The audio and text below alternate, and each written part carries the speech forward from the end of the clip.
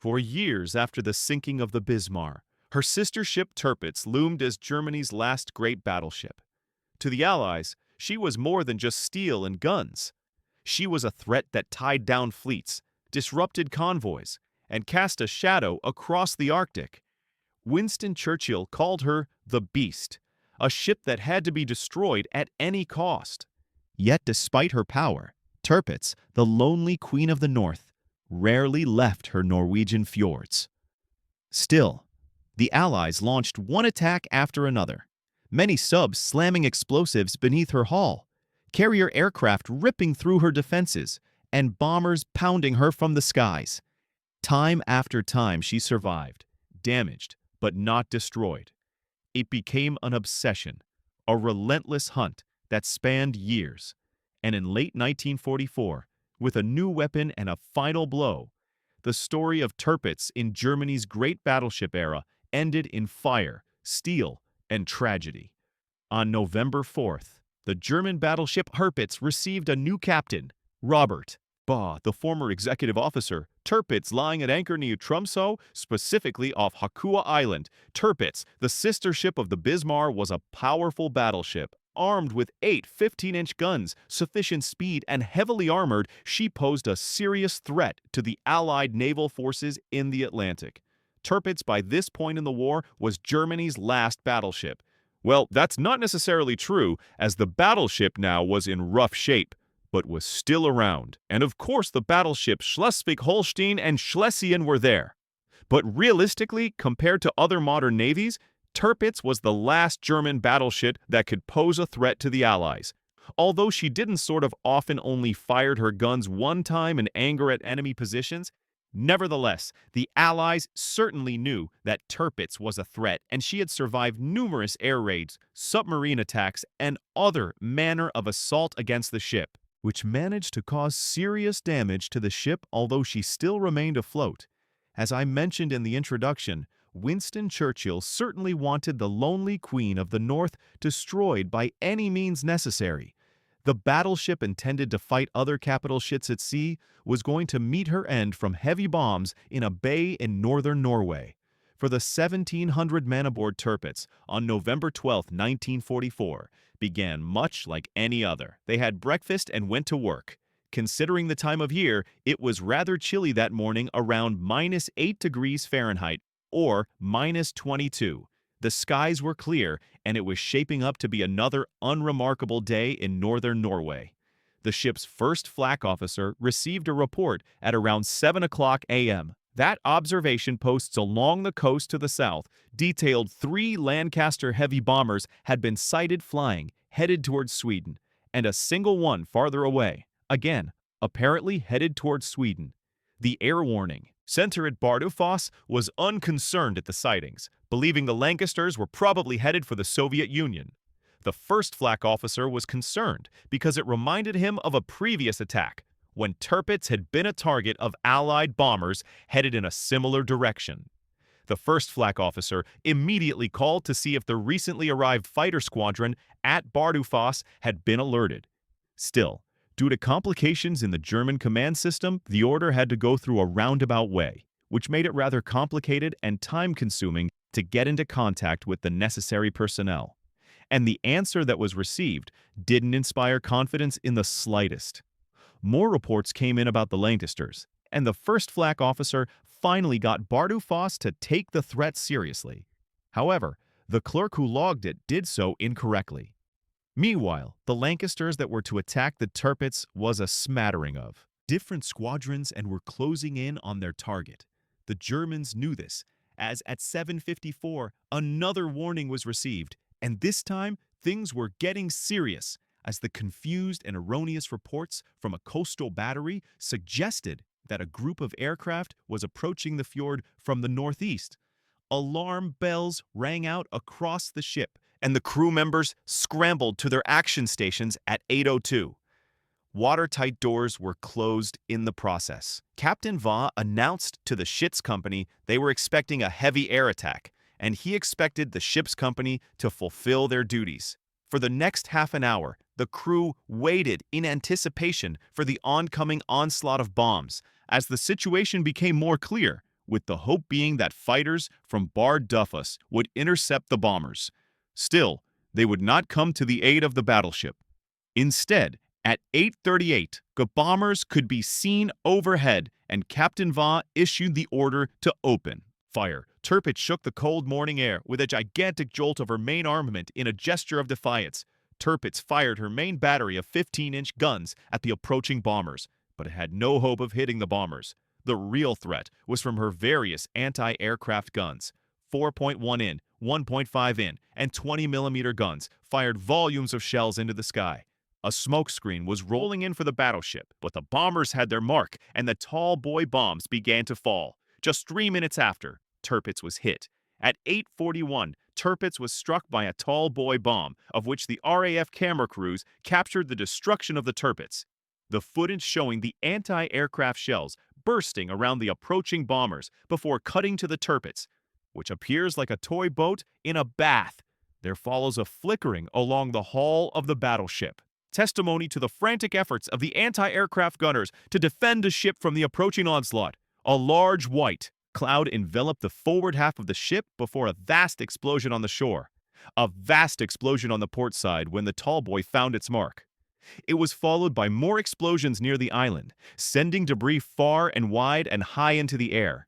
Another wide cloud appeared amidships inside the former before the area around the Tirpitz became covered by explosions. As a ship in the area between the shore was covered by a series of explosions as more Tallboy bombs fell. More and more bombs fell over the coming minutes as the different squadrons came in overhead. The men of the Tirpitz felt the fury of the bombs as many of the men on deck were killed when the first Tallboy bomb struck, killed by the explosion of the Tallboys, the resulting concussion, and by fire. The same immediate death was met by a handful of engineers in the port engine and boiler rooms, which were flooded in an instant. The ship shook from bow to stern as huge columns of water and mud appeared around the ship. With each Tallboy detonation, the seabed beneath the battleship was disturbed, causing the ship to begin to list a port. Just so we're clear about the damage to the ship, it was severe and there was no doubt Tirpitz was going to be destroyed. To illustrate this, I think it's important to dig into some of the details with some of my favorite writers for German ships from the Second World War. Gerd Koop and Klaus-Peter Schmolke in their book Battleships of the Bismarck class. Bismarck interprets culmination and finale of German battleship construction. The ship received 2 direct hits, both on the port side, one near B turret and the other midships, which penetrated the armored deck and exploded in a boiler room, creating a 14-meter hole from the BGE keel to the upper deck, through which the sea rushed into the machinery spaces. The ship assumed a list of between 15 and 20 degrees. A near miss detonated off the bow. Within the next 3 minutes, the ship was hit again on the port side near the first 15-centimeter turret, and also suffered the effects of a near miss near that 15-centimeter turret, which destroyed the watertight integrity of the number 2 portside boiler room in the magazine and shell handling rooms of number 2 15-centimeter turret on the port side. Another hit in the magazine and handling room of the number 3 portside 15-centimeter turret caused leaks through the aft gyro compass room and fan room. By now, approximately 67 meters of the port side was flooded, and the ship had a list of 40 degrees, so that the sea was lapping on the edge of the upper deck. At 8:45 hours, the order was given to evacuate the lower decks. Despite the terrible damage and the heavy losses among flak personnel, the machine guns continued firing. Tirpitz listing to port was in a bad spot. As the ship began to list, the signal officer who was in the armored conning tower with Captain Va in which he had gathered with his staff to direct the defense of the battleship, ordered the armored doors to be checked to ensure that they could still be opened. A few men moved to the starboard door, where they found that the ship's list was such that the weight of the door prevented it from being opened. Attempts were made to also open the door on the port side, but to no avail, with some men saying that the ship couldn't capsize in the depth of water because it was too shallow. Meanwhile, in the main switchboard control room, the situation was bleak, as generators did not work, steam pressure had fallen, and many rooms failed to answer the commander's call. 7 attempts were made to contact the main engine room, including a call over the ship's loudspeakers, without reply, and no electrical power was being received by turret Caesar. Some communication was made to an auxiliary engine room before the commander of the switchboard control room could answer about counter flooding. Captain Vaugh called with priority being given to the pumps. Still, guns and lights needed power, but an order was an order. The commander of the switchboard room realized he might be leaving men in those engine compartments to their death. The order was given to pump as much water as they could. Still, he wanted to compromise, to see if he could get as many men out from below the armored bulkheads as possible. Knowing that the switchboard room could be rendered inoperable if the list exceeded 20 degrees before opening all the doors. Estimating that the list had not yet passed 15 degrees, 10 minutes passed since the Tallboy had hit.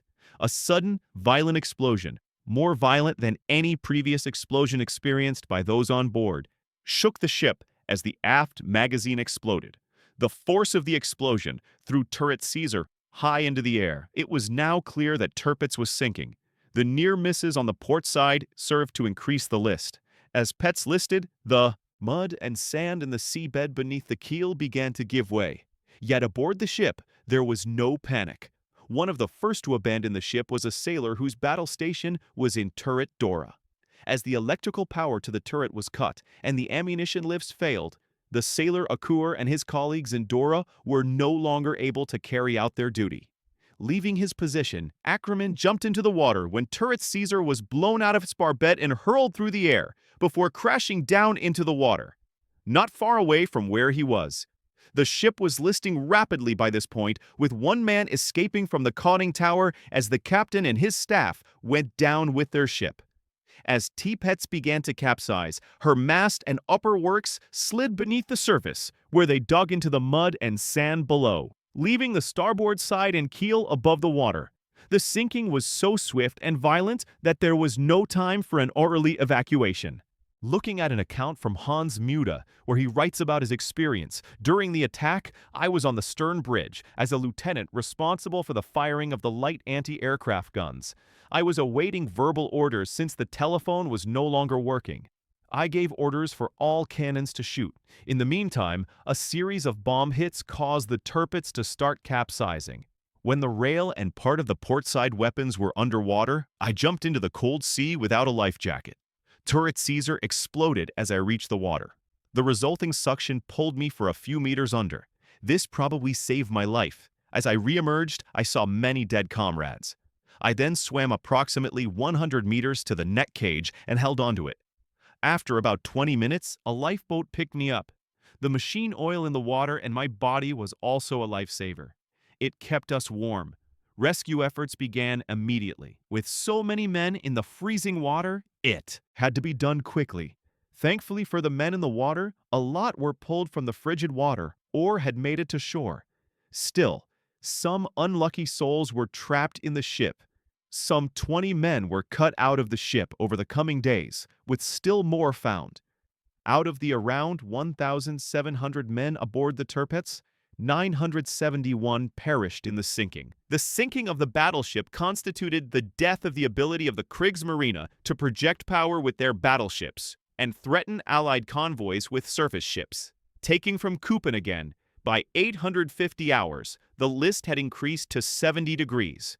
The hit on the port side 15-centimeter turret had set off a fire which could not be extinguished, and on reaching sea turret magazine, it resulted in an explosion which blew the gunhouse into the air. At 852 hours, Tirpitz capsized and settled on the bottom at an angle of 135 degrees.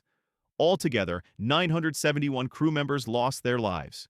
806 were saved, and a further 82 were eventually brought up alive from the upturned hull. The Allies understood what the loss of the Tirpitz for Germany meant, and this quote from Sir Archibald Sinclair, the British Air Minister, sums up the feelings of the Allies about the sinking. "Gentlemen, we have sunk the toughest ship in the world, and I'm sure in the war. You are now going on a 48-hour leave.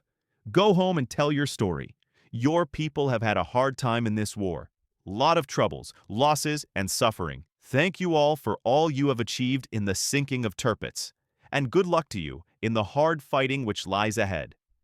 In another video, I plan on covering the scrapping of the Tirpitz. Thank you so much for watching. I hope you found the video interesting. Please remember to like and subscribe, as it'll help the channel to grow. Until next time, my friends, have a great week.